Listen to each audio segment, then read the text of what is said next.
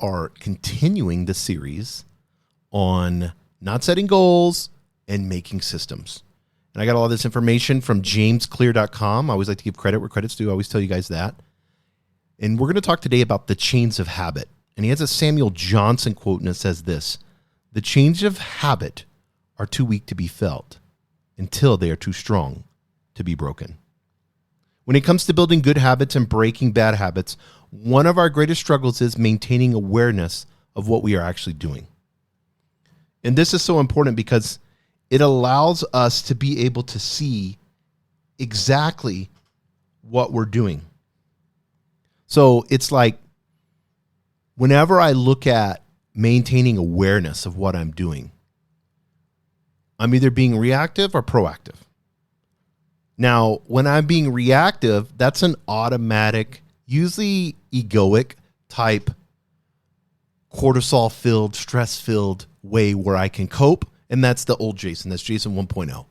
Jason 2.0 maintains awareness of what I'm doing and make sure that I have systems in place so that I can see emotionally where I'm at, so that I have the motivation and discipline to be able to understand what I'm doing and how I'm prioritizing it. Let me give you an example. We know serotonin's in the gut mainly. Your serotonin level is what creates, if you have low serotonin, you're going to get depression. If you have high serotonin, you don't have depression. So if I know it's in the gut and that's where serotonin's created, I know keeping my gut biome good, making sure that I'm, eating great foods, ones that I'm not, triggered by, and then allowing that automatic behavior of just eating good to not have depression. So that's a system that I can put. If I eat good daily, if I eat my meals, if I meal prep, I know I'm going to eat good throughout the week. I may take something here or there a little bit, but if I'm constantly eating junk food or constantly eating, if I'm being reactive with my food, next thing I know, 2 weeks in, I get depression because I've been eating bad. So for me, this may not be for you, but for me, the food that I eat dictates my serotonin levels, which dictates in my gut, which dictates if I'm going to get depressed or not, basing on if I'm eating clean, if I'm eating avocados, if I'm eating chicken, ground turkey, those type of things, sweet potatoes, all of those things. If I'm eating really, really clean and I'm spacing out my meals throughout the day and I'm not drinking alcohol and I'm not eating bread and sugars, pastries and donuts, which I love. Donuts are my favorite thing. And I can have one every once in a while. It doesn't affect me. But if I eat a donut and then a couple of days later I have another donut and then I'm drinking IPAs, then I go out to eat a lot.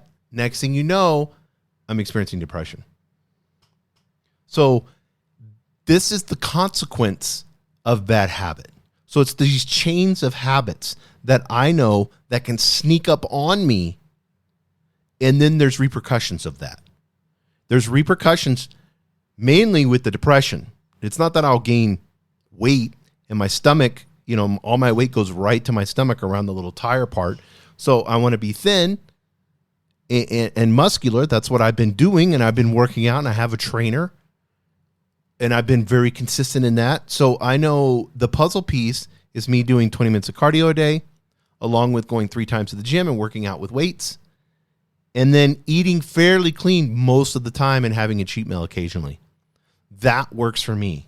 That keeps me from having bad habits that sneak up on me. And then the repercussions are, I don't want to do anything. I'm unmotivated. I'm depressed, which leads to more bad habits. And then I just spiral down. And then I have to just will it just to be able to get up with headaches, inflammation in the body, not feeling good.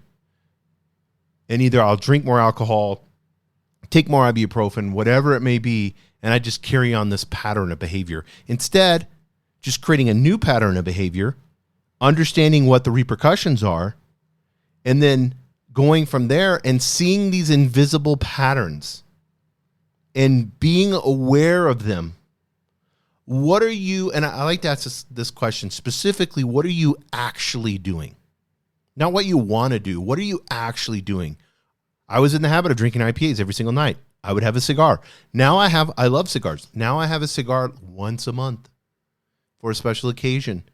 I rarely drink IPAs anymore. I drink Dos Equis, which is a lot lighter. I don't drink it every night. I drink it when I go out.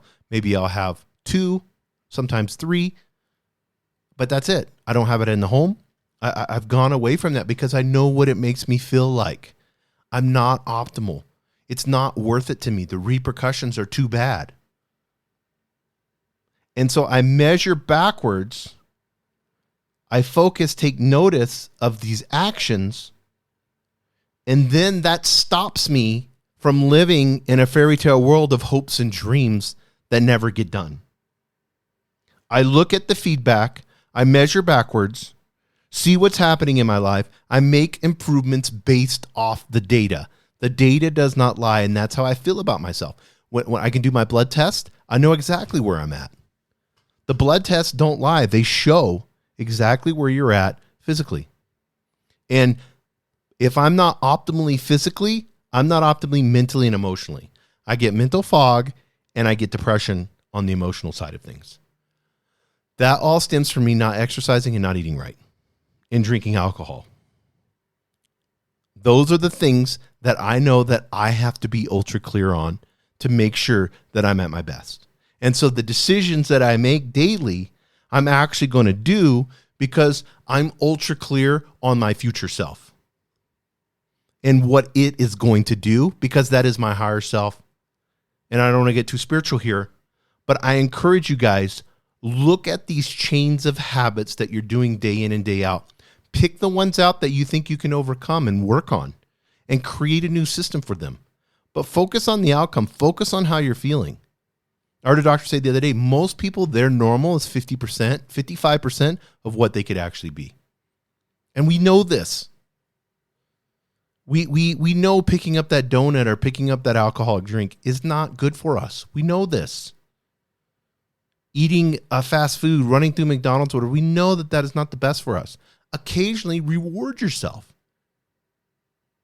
Say, hey, this happened. I haven't had McDonald's in a month. I'm gonna go hog wild.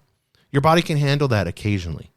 Just the day in and day out of bad habits is what breaks down the physical, the emotional, the spiritual, the mental. So guys, I encourage you, find these chains of habits, start building good habits, breaking these bad habits, notice it, actually notice it, and stop living in this goal world, this fairy tale world of hopes and dreams. Thank you for joining us on the Albuquerque Business Podcast. And thanks to our sponsor, RigbyDigital.com. Make sure to subscribe and share. And go to abqpodcast.com. Get show notes, resources, and links to everything we talked about today to help you navigate your journey as an entrepreneur and business owner.